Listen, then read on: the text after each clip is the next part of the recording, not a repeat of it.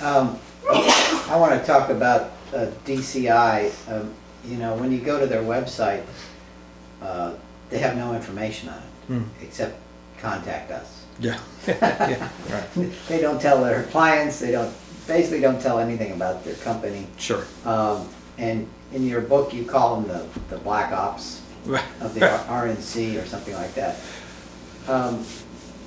What I'm trying to get at is if you were to recommend to a clean government operation like us, what we could do to maybe not shut them down, but to expose them in the most appropriate way so that these dirty tricks are used less, what advice would you give us? Well, it's tough. I mean, this is America. You're welcome to. You have a right to earn a living, and one of the ways the way that DCI makes its living is it is, at least for the last 8 years, it's been the nerve center for the Bush political operation outside of the RNC and the White House.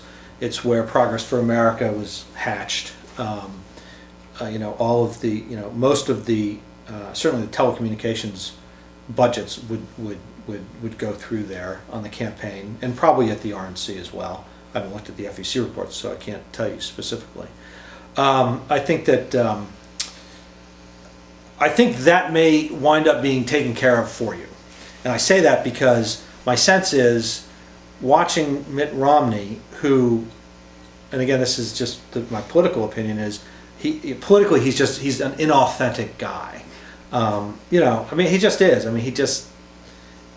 There's too many different positions on different issues, and you just watch him speak, and he's just, that's his main problem. It's not his position on abortion. It's not his position on taxes or immigration or whatever.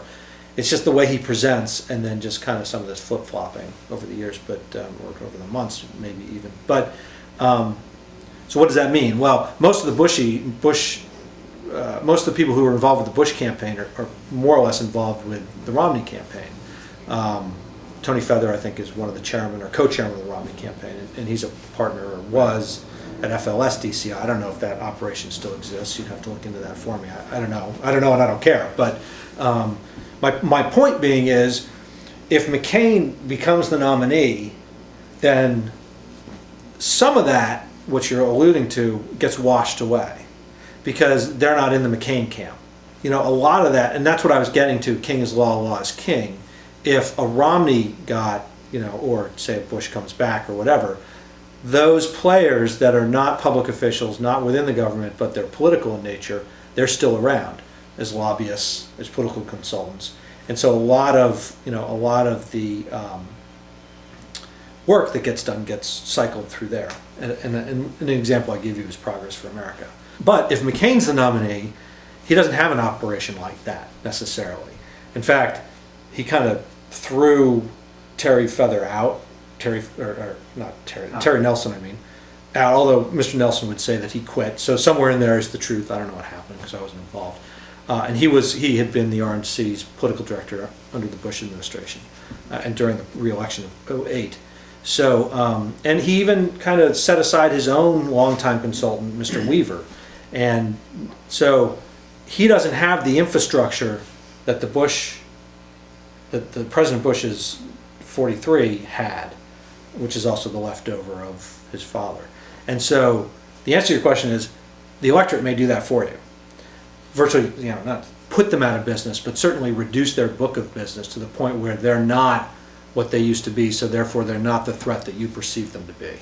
I don't know if that answers your question. So you don't see them, let's say if Obama or Hillary got the nomination, you don't see them coming in because they're kind of tied in with Swift Boat Veterans for Truth and all that, so they could still pump a lot of dirty tricks into this. They certainly could. The question is, what's in their interest? Is it in their interest to do it?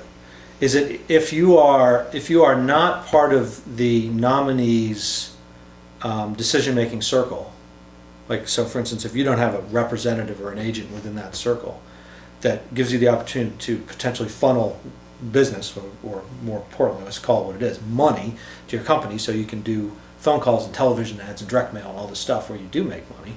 If you don't have that person within your campaign, then you may not want that nominee to win. it's kind of the argument that I gave in my book when I breathed the sigh of relief at whatever it was, 11 o'clock or midnight in 2000 when I thought Bush was going to lose, because I was like, I can still make money in this business as a Republican. So, I mean, it's the same thing. If McCain wins, he's going to take control of the party infrastructure for a while.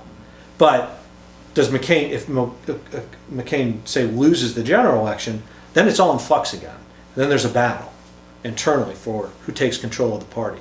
And that's where it gets interesting, because that's where a DCI must perform and win in order to maintain its status, which is kind of the clearinghouse. I mean, it seems to me almost all Republicans wind up working for DCI. Not all, I mean, that's a silly thing to say, but a good number of Republicans wind up working for DCI. It's a clearinghouse. I mean, I never worked there, but who's to say? I mean, in my book, I needed to go there and talk to Mr. Seinhorst to get his approval to get funding for my own company. So that gives you an idea of their reach. So I understand their reach.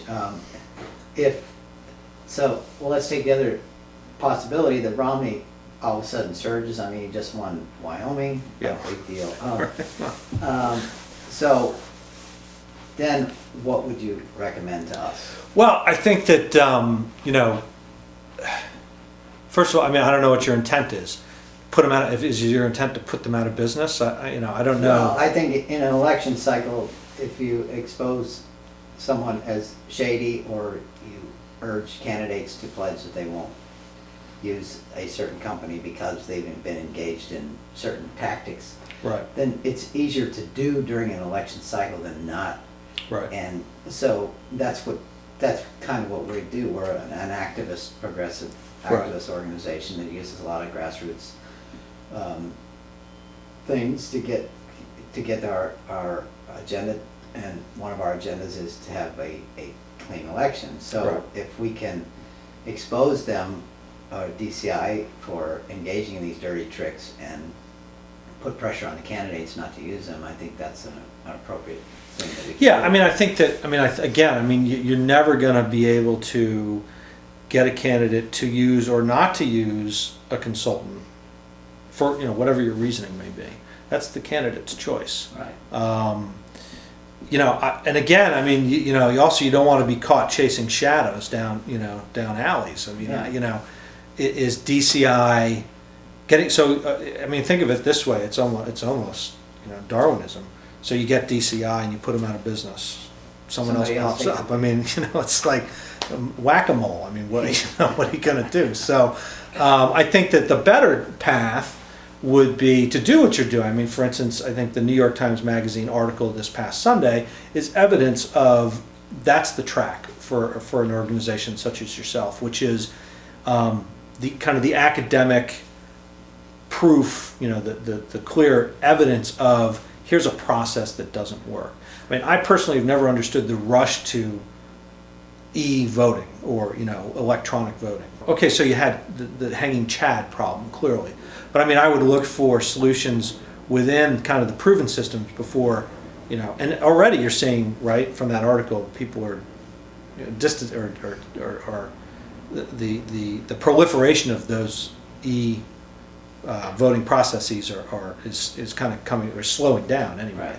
So I think that's the better track, to be honest with you, because otherwise you're playing whack-a-mole and you're chasing things, and you got there's better resources and better ways to apply your perseverance and your intellect and all of those things.